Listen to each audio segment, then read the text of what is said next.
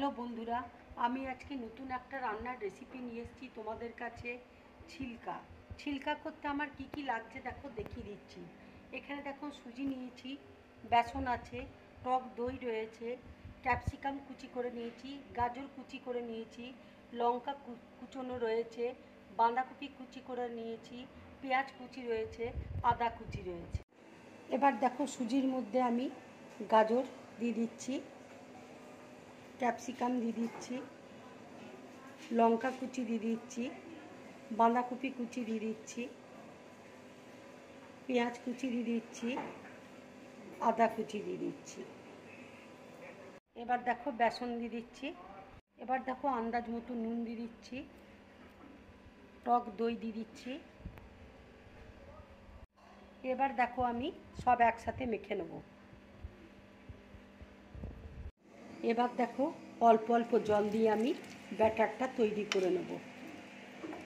দেখো ব্যাটারটা পুরো রেডি হয়ে গেছে। আমি দেখো 5 মিনিটের জন্য ঢাকা দিয়ে রেখে দেবো। ফ্রাই প্যানে দেখো তেল দিয়েছি, তেল গরম হয়ে গেছে। এবার আমি ব্যাটারটা দিয়ে দিচ্ছি তেলের মধ্যে।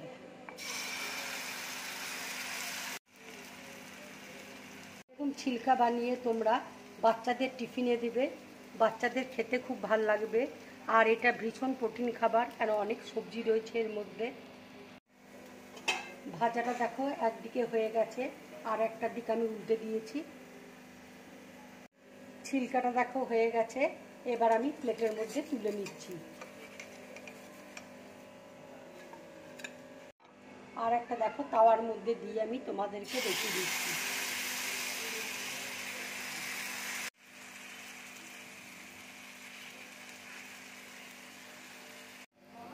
দেখো ছিলকাটা হয়ে গেছে। এবার আমি গ্যাসটা অফ করে দিচ্ছি।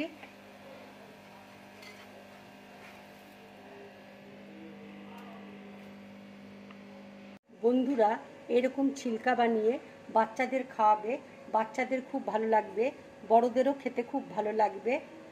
যদি আমার এই রেসিপিটা তোমাদের ভালো লাগে, লাইক করবে, শেয়ার করবে, আর ডিম ব্লগ চ্যানেলটাকে সাবস্ক্রাইব করবে। নমস্কার।